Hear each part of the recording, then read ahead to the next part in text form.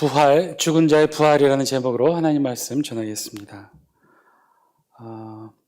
영국에서 있었던 일입니다. 2013년도 영국에서 한 소방관, 젊은 소방관이 SNS에 글을 올렸는데요. 이 글이 영국 많은 사람들에게 마음을 울리는 글이 되었다고 하네요. 내용은 간단해요. 젊은 소방관이 그림에서처럼 한 사진과 함께 사연을 올렸죠. 그 사연인즉 이 소방관, 젊은 소방관의 어머니가 5년간 암으로 투병생활을 하시다가 돌아가셨어요. 그런데 돌아가시면서 유언으로 이 어머니의 남편에게 유언으로 남긴 게 있는데, 그 유언으로 남긴 게 뭐냐면 지금 저 화분이에요. 어머니가 정성스럽게 키웠던 저 화분을 남편에게 유언으로 부탁했죠. 계속해서 죽지 않고 물 잘 줘서 잘 관리해달라고, 잘 키워달라고 유언으로 남깁니다.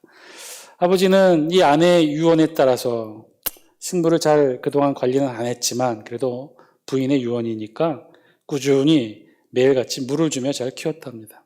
그것도 그렇게 보내기를 한 5년이 지나자 또 이 아버지도 건강이 좋지 않았어요. 그래서 양로원에 가기로 가족이 결정했고, 그래서 막 짐을 싸는데 가족이 모여서 함께 짐을 싸는 바로 그날 아주 중요하고 깜짝 놀라운 사실을 발견하게 됩니다.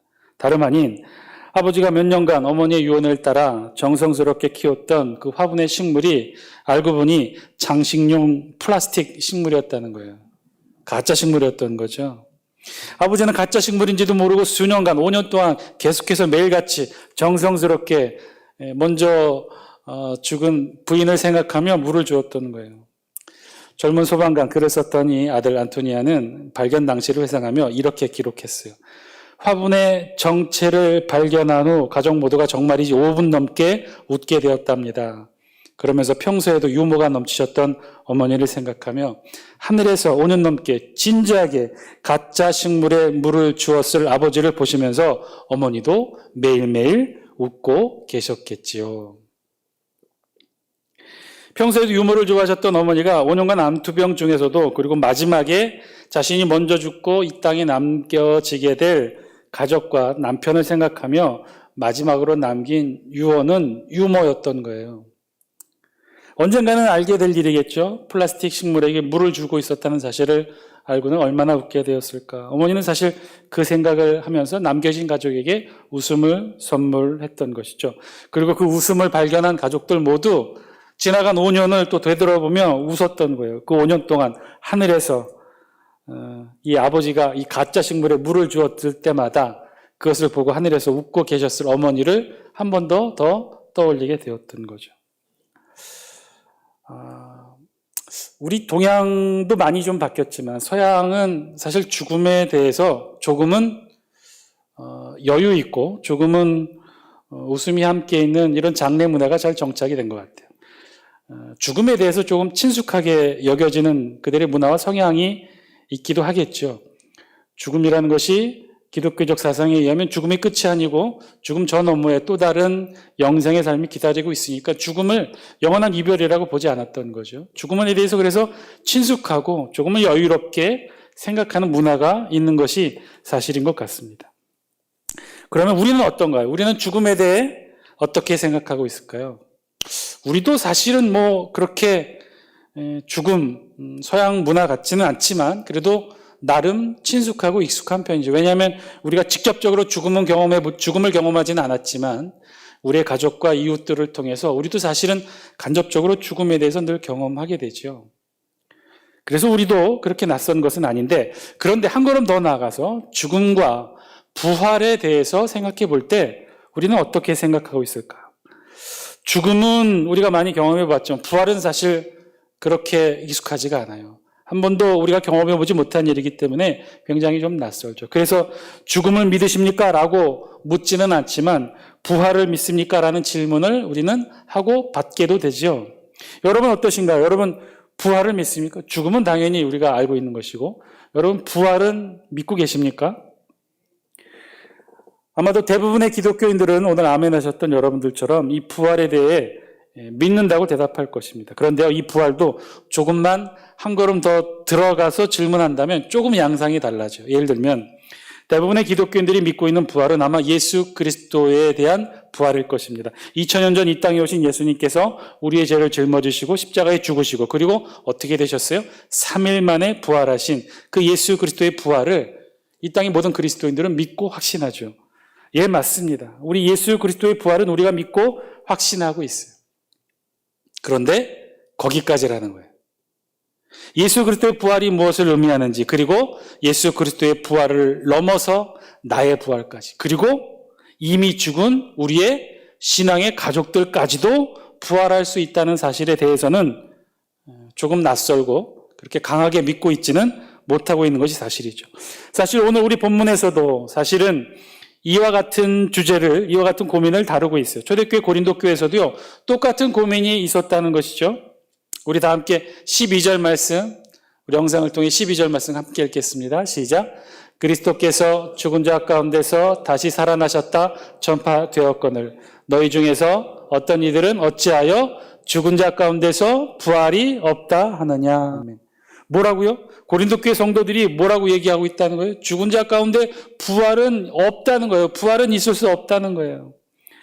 고린도교회가 어떤 교회입니까? 바울이 복음 전파해서 바울의 가르침으로 세워진 교회였잖아요. 그런데 그렇게 바울의 복음 전파와 바울의 가르침을 받아서 세워진 고린도교회 성도들이었지만 그들도 뭐라고 주장하고 있다는 거예요? 부활이 없다라고 주장한다는 거예요. 이게 도대체 어떻게 된 일일까요? 똑같았다는 거예요. 이들도 우리와 똑같이 부활에 대해서는 굉장히 낯설어했고, 한 가지 더 특별히 이 이방 세계에 바울이 전파요 복음을 전했던 당시 이방 세계 많은 교회들 가운데서는 이와 동일한 생각을 많이들 하게 되었다는 거예요. 왜 그랬을까요? 왜 이방 세계에서는 부활에 대해서 이렇게 거부하고 믿지 못하고 확신이 없었을까요? 이유는 단 하나였어요. 이유는 당시 이방 세계를 지배하고 있었던 철학 사상이 플라톤의 철학 사상이었기 때문에 그래요. 플라톤의 이원론적 사고였기 때문에 그래요. 말이 좀 어려운데 간단해요. 우리 인간을 비롯한 모든 자연의 원리를 딱 이것으로 보았어요. 모든 자연은요, 인간을 포함해서 두 가지로 이루어졌다는 거예요. 인간을 예로 든다면 인간은요, 두 가지로 이루어졌다는 거예요. 껍데기인 몸, 육체와 이 안에 있는 영혼. 인간은 영혼과 육체로 이루어져 있다는 거예요. 그런데 이 영혼과 육체 가운데 무엇을 더 중요하게 봤느냐? 영혼을 더 중요하게 봤다는 거예요. 왜냐하면 육체는 변하기 때문에. 시간이 흐르면 노쇠하고, 시간이 흐르면 병들고, 시간이 흐르면 그 마음과 생각도 바뀌게 되니 이 육체는 가변적인 것, 중요하지 않은 것으로 보았고, 정말 중요한 것은 영혼이 중요하다고 보았다는 거예요. 그러면 이것이 기독교의 부활 사상과 어떻게 부딪힘이 될까요? 당시 철학자의 표현을 빌어서 설명을 드리면, 죄송합니다. 이건 제 얘기가 아니라 당시 철학자, 이 당시 시대의 철학자들이 이렇게 부활 사상을 빗대어 이렇게 표현했다는 거예요. 뭐라고 얘기했냐? 부활의 소망은 돼지의 소망이다. 왜냐? 일단 육신의 더러운 장애에서 해방된 영혼이 결코 육체에 다시 재수감되어서는 안 되기 때문이다. 이 이야기는 무슨 얘기냐면요. 당시 사람들은요, 영혼을 가두는 감옥 정도로 봤다는 거예요. 제가 말씀드렸죠. 육체는 가변적으로 굉장히 하찮게 여겼어요. 왜냐하면 시간에 따라 변하는 거니까. 그건 중요하지 않은 것으로 봤고, 육체 안에 있는 변하지 않은 영혼이 소중하다고 봤는데, 그런데 인간은 어떻게 되어져 있느냐? 이 육체라는 감옥에 영혼이 갇혀 있다고 보았던 거예요. 그런데 죽음을 통해서 이 영혼이 어떻게 돼요? 육체를 벗어나게 되면 자유로운 영혼, 이데아 세계를 구현하게 되는데, 그런데 어떻게 부활하면 똑같이 또다시 이 영혼이, 자유로운 영혼이 또다시 육체라는 감옥에 또다시 들어가야 되는데 그게 말이 되느냐? 그건 있을 수 없다고 본 거예요. 이게 우리는 조금 이해하기 어렵지만 당시 철학 사조였고 모든 지식인들이 당시 그 시대를 살았던 모든 사람들은 다 이런 생각을 가지고 있었다는 거죠. 그래서 기독교에서 말하는 부활 신앙은 어리석은 것이라고 그랬어요. 될 수 없는 것이라고 했어요. 애써 영혼이 육체의 속박으로부터 벗어나는데 왜 또다시 육체 속으로 들어가는 부활을 경험해야 되느냐? 그건 있을 수 없다고 보는 거죠. 심지어 이들 중에는 예수 그리스도의 부활도 그래서 다르게 생각하는 자들도 있었어요. 예수 그리스도의 부활도 육체는 죽음으로 이례적으로 끝이 나지만 영혼은 영원함으로 예수님이 부활하셨다면 육체의 부활이 아니라 영혼의 부활일 것이다. 이렇게까지 주장을 했다는 거죠. 여러분, 실제로 육체의 부활이 아니라 영혼의 부활이라면, 영혼이 부활하는 것이라면 여러분 그 모습이 어떤 것일까요? 우리 천국에 대해서 소망하고 있죠.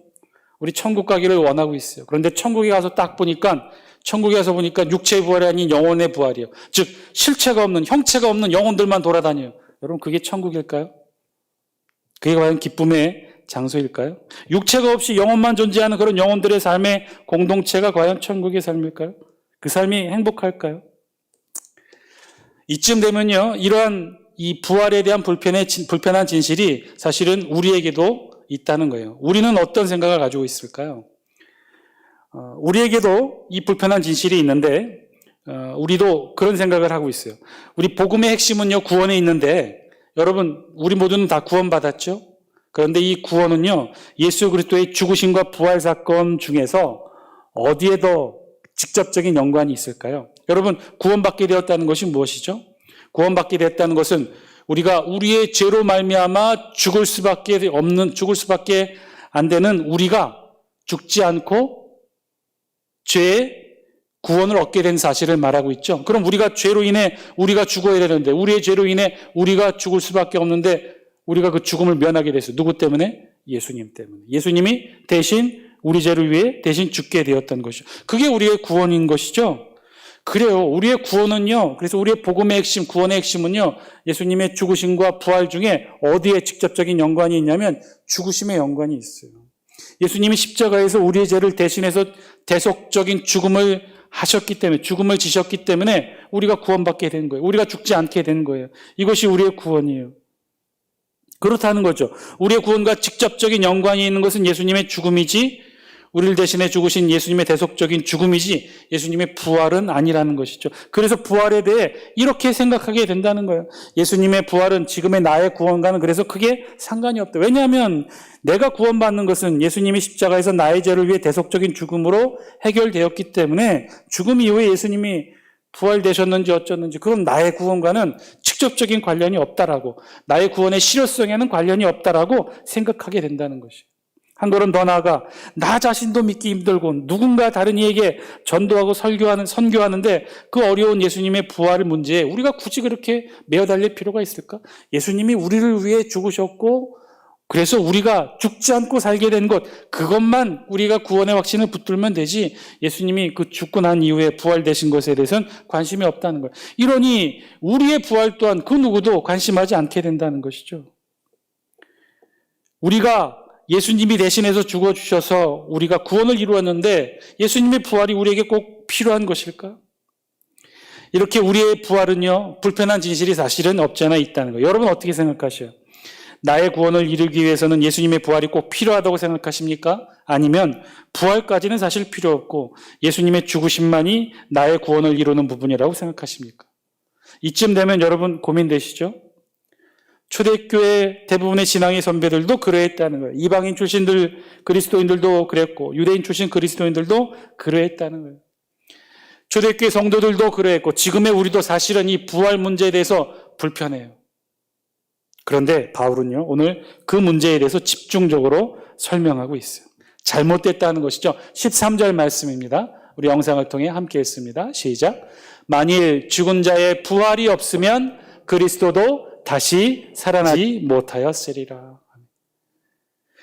죽은 자의 부활이 없으면 예수 그리스도의 부활도 의미가 없다는 거예요. 예수님이 부활하셨으니 죽은 자도 부활한다. 따라서 죽은 자의 부활을 믿지 못하면 예수님의 부활을 믿는 우리의 믿음도 헛것이 된다는 거예요. 14절 15절 계속해서 읽습니다. 시작. 그리스도께서 만일 다시 살아나지 못하셨으면 우리가 전파하는 것도 헛것이요 또 너희 믿음도 헛것이며 또 우리가 하나님의 거짓 증인으로 발견되려니 우리가 하나님이 그리스도를 다시 살리셨다고 증언하였음이라. 만일 죽은 자가 다시 살아나는 일이 없으면 하나님이 그리스도를 다시 살리지 아니하셨으리. 여러분 뭐라고 말씀하고 있어요? 죽은 자의 부활을 믿지 못하는 것은 결국 예수 그리스도의 부활을 믿지 못하는 것이고, 그러면 우리의 믿음 또한 예수 그리스도의 부활로 세워진 우리의 믿음도 헛것이 되고 우리는 하나님의 거짓 증인으로 발견될 것이다. 여러분 지금 바울이 뭘 얘기하고 있는 거예요? 좀 길게 얘기하고 있지만 간단하게 정리하면요, 우리의 구원에 예수 그리스도의 부활이 직접적으로 연관이 있다는 거예요. 예수 그리스도의 부활이, 아니 그것을 넘어서 죽은 자의 부활이 우리의 구원에 직접적인 관련이 있다는 거예요. 여기에 바울 신학의 핵심이 있어요. 그 부활을 믿는 것이 결국은 예수 그리스도의 부활을 믿는 것이고, 그래야 우리의 믿음도, 우리의 신앙도, 우리의 구원도 최종적으로 온전히 이룰 수 있다. 여러분, 지금 바울이 무엇을 말하고 있나요? 우리가 일반적으로 고민하고 있는 것, 이 구원의 문제와 부활의 문제에 있어서 이 불편한 진실에 대해서 바울은 아주 핵심적으로 얘기하고 있는 거예요. 우리의 구원과 부활이 따로 떨어져 있는 독립적인 문제가 아니라는 거예요. 굉장히 밀접한 관계가 있다는 거예요. 부활이 의미 있어야 우리 구원도 의미 있다는 거예요. 아니라는 거예요. 우리의 구원이 진정으로 의미를 갖기 위해서는 예수 그리스도의 죽음이 아니라 예수 그리스도의 부활이 중요하다고 오늘 본문을 통해 우리에게 말하고 있어요. 자, 그러면 왜 그렇죠? 왜 바울은 이렇게 말하고 있죠? 왜 우리의 구원에 직접적인 관련이 있는 것이 예수님의 죽으심보다 예수님의 부활하심이, 그리고 더 나아가 죽은 자의 부활이, 더 나아가 우리의 부활이 중요한 의미가 있는 것이 될까요? 이유는요, 여기에 있어요. 예수님은 우리 죄를 대속하기 위해 십자가에 달려 돌아가셨어요. 이건 변함없는 사실이에요. 이것으로 어떻게 됐어요? 예수님이 우리 죄를 위해 십자가에 죽으심으로 우리와 하나님 사이에 단절되어 있던, 가로막고 있었던 죄의 문제가 해결이 되었죠. 자, 그런데 여러분, 우리의 구원은요, 우리의 죄의 문제만 해결된다고 구원이 이루어지는 것이 아니라는 사실이에요. 죄의 문제가 해결됐어요. 그것은 구원의 1차적 과제의 해결이에요. 자, 이제 하나님과 우리 사이에 가로막고 있는 죄의 문제가 해결됐어요. 죄로 인해 우리는 죽음, 즉 하나님과 영원한 단절을 경험해야 되는데 예수님이 그 사이에 들어오셔서 대신 죽어주셨어요. 그래서 우리는 우리의 죄 때문에 죽지 않아도 돼요. 그러면 다 해결된 건가요? 그러면 어떻게 된 거죠? 그렇게 우리의 죄의 문제, 죽음의 문제가 해결됐어요. 그러면 그것으로 끝인가요? 그것으로 우리의 구원이 이루어진 건가요? 그럼 우리 어떻게 해야 되죠? 다시 세상으로 돌아가 또다시 죄를 지으며 살아야 되나요? 아니라는 거예요. 하나님과 우리 사이에 가로막고 있는 죄의 문제가, 죽음의 문제가 해결되었으니 그럼 이제는 어떻게 해야 된다는 거예요? 하나님 앞에서 하나님을 대면하면서 영생토록 살아야 되는 것이죠. 그것이 중요하다는 거예요. 영원하신 하나님 앞에서, 그래서 우리도 영원토록 영생하며 그 하나님 앞에 대면하여 살아가는 것, 그것이 우리 구원의 진짜 핵심이라는 거예요. 그것이 곧 구원이고, 그것이 곧 영생이고, 그것이 곧 부활이라는 것이죠. 하나님은요, 정말 하나님이 원하시는 건 이것이었어요. 하나님의 구원 계획의 최종 종착은 이것이었어요. 그저 예수님을 십자가의 죽음으로 내몰려고 하는 것이 하나님의 뜻이 아니었어요. 그저 우리의 죄의 문제만을 해결하는 것이 하나님의 뜻이 아니었어요. 하나님의 진짜 큰 그림은, 하나님의 뜻은 뭐예요? 예수 그리스도의 죽음을 통해 우리의 죄의 문제가 해결되고, 그래서 하나님과 우리 사이에 막고 있던 단절이 해소되면 그 다음에 어떻게 하길 원하시는 거예요? 하나님은 우리 앞에서, 우리는 하나님 앞에서 영원토록 영전하신 하나님 앞에 우리도 영생하며 대면하여 살아가는 것, 그 영생의 삶, 부활의 삶을 주시려고 저와 여러분들을 구원하셨고, 그 구원의 과정에 우리 예수님이 십자가에 못 박혀 달려 돌아가시고 부활하셨다는 거예요. 그래서 부활이 중요한 거예요. 그래서 부활이 핵심인 것이에요. 그래서 부활이 우리에게 구원에 있어서 너무나 중요한 거예요. 그 사건, 우리 구원 사건의 핵심과 절정이 바로 부활이 있다는 거예요. 죽음을 이기고 부활하여 하나님 보좌 앞에서 영원토록 하나님을 대면하며 영생의 삶을 사시는 예수 그리스도의 부활의 영생의 삶처럼 우리도 그렇게 이제 예수님이 우리의 죄의 문제를 해결해 주셨으니 우리도 영존하신 하나님 앞에 영원히 영생하여 살아가는 것, 부활의 삶으로 살아가는 것, 그것이 우리 구원의 진짜 핵심 아니겠습니까? 여러분, 그게 진짜 아닌가요? 여러분, 천국 갔다고 생각해 보셔요. 천국에 갔는데 육체의 부활이 아닌 형체도 없는 영혼의 부활이래요. 영혼들만 왔다 갔다 한대요. 그게 무슨 천국입니까? 그건 의미 없어요. 그것이 천국이 아니라는 거예요. 예수님이 보여주신 천국은 그것이 아니었어요. 육체의 부활이었어요. 손에 못자국, 이 몸의 창자국 그대로 부활하셔서 지금 영원하신 하나님 앞에 영존하시면서 부활의 영생을 누리시는 것, 우리도 그렇게 살라고 우리 예수님이 죽으심과 부활을 통해 우리에게 알려주셨다는 거예요. 사랑하는 장수교 성도 여러분, 고로 우리도 부활하게 되는 줄 믿습니다. 언젠가 가장 아름다운 모습으로 저와 여러분 부활할 거예요. 예수님이 부활하셨듯 우리도 그렇게 부활할 거예요. 꼭 그래야 돼요. 그 부활의 마지막 과정에 저와 여러분들의 구원이 달려있기 때문에 그래요. 그래서 우리에게 부활은 참 중요합니다. 꼭 이루어야 될 우리의 소중한 신앙이고 목표인 거예요. 그 부활을 믿고 그 부활을 붙들지 않으면 오늘 본문에 바울의 책망을 받는 고린도 교회 성도들의 어리석음을 반복하는 거예요. 우리 16절 17절 같이 한번 읽습니다. 시작. 만일 죽은 자가 다시 살아나는 일이 없으면 그리스도도 다시 살아나신 일이 없을 터이요. 그리스도께서 다시 살아나신 일이 없으면 너희의 믿음도 헛되고 너희가 여전히 죄 가운데 있을 것이요. 뭐라고 그랬어요? 17절 마지막에 너희가 여전히 죄 가운데 있을 것이라는, 이게 무슨 얘기예요? 예수 그리스도의 부활의 핵심이, 우리의 구원의 핵심에 달려있다는 거예요. 예수님의 죽으심으로 우리의 구원이 이루어지는 것이 아니라는 거예요. 여러분 착각하지 마세요. 부활이 있어야, 우리가 부활해야 우리의 구원의 최종 완성이 이루어지는 거예요. 사랑하는 장수교회 성도 여러분, 오늘 말씀을 통해 우리에게 주신 하나님의 음성 들을 수 있게 되길 바랍니다. 우리 꼭 부활해야 됩니다. 예수님이 부활하셨듯 우리도 부활해야 돼요. 그래야 우리의 진정한 구원을 이룰 수 있어요. 2020년 부활주의를 맞아 다시금 저와 여러분들의 마음에 새기시는 하나님의 말씀이 되기를 바랍니다. 죄송하지만요, 여기까지가 우리의 신앙의 목표가 아니에요. 이렇게 장수교회 다니고 신앙생활하고 코로나19로 어렵고 힘든 이 상황에서 마스크 쓰고 힘들게 결단하여 이곳에 나와 예배드리는 것으로 우리의 신앙의 끝이 아니라는 거예요. 이것이 우리의 신앙의 끝이 아니라는 거예요. 이건 시작일 뿐이에요. 우리를 위해 대속적 죽음을 이루신 예수 그리스도를 믿고 그 예수 그리스도께서 부활하신 그 사실을 믿고 우리도 부활의 그 길까지, 그래서 결국 영존하신 하나님 앞에 우리도 영생의 삶으로, 부활체의 모습으로 영원토록 천국에서 영생의 삶을 누리게 되는 것, 거기까지가 저와 여러분들의 신앙의 목표인 줄 믿습니다. 저 천국, 육체의 부활 없이 형체를 알 수 없는 영혼만이 간다면 그거는요, 우리가 바라는 소망하는 천국이 아니에요. 그게 어떻게 기쁨과 영생이 있는 삶의 공간이 되겠습니까? 그렇지 않아요. 그렇지 않아요. 육체의 부활로, 가장 아름다운 육체의 부활로 예수님처럼, 예수님과 함께, 그리고 하나님과 함께 일평생 우리를 지켜주신 성령 하나님과 함께 그렇게 눈과 눈을 마주보며 저 천국에서 영생토록 청년 왕국을 이루며 실제의 삶을 살아가게 되는 것, 그것이 우리가 그토록 소망하고 기도하고 갈구해온 구원의 삶인 줄 믿습니다. 그 구원의 삶이 우리 앞에 있어요. 끝까지 신앙의 경주 잃지 않고 부활 때까지 노력을 다하시는 저 여러분 다 되시기를 주의 이름으로 간절히 축원드립니다.